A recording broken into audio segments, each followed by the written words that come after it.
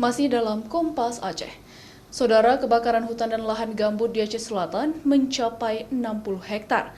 Kebakaran ini sudah terjadi sejak sepekan lalu. Penyebab kebakaran diduga karena faktor cuaca panas ekstrim dan juga terdapat sejumlah titik panas di kawasan Aceh Selatan. Saat ini tim gabungan melakukan upaya pemadaman dengan cara menyemprotkan air secara manual.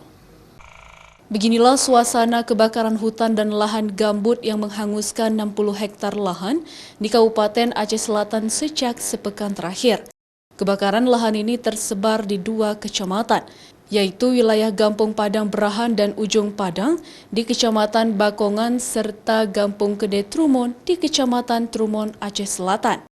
Penyebab kebakaran diduga karena faktor cuaca panas ekstrim dan musim kemarau di kawasan Aceh Selatan hingga membuat titik api sangat cepat menyebar. Selain itu, minimnya personel serta sumber air yang jauh dari lokasi kebakaran membuat api sulit untuk dipadamkan.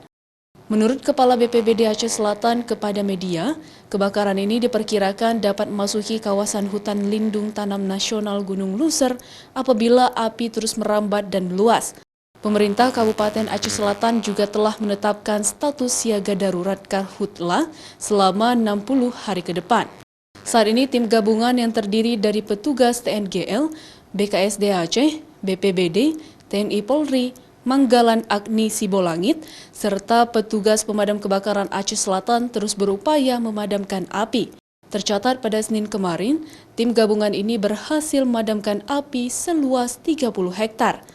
Pemerintah Kabupaten Aceh Selatan menghimbau kepada masyarakat agar tidak melakukan pembakaran serta membuka lahan perkebunan, terutama saat memasuki musim kemarau.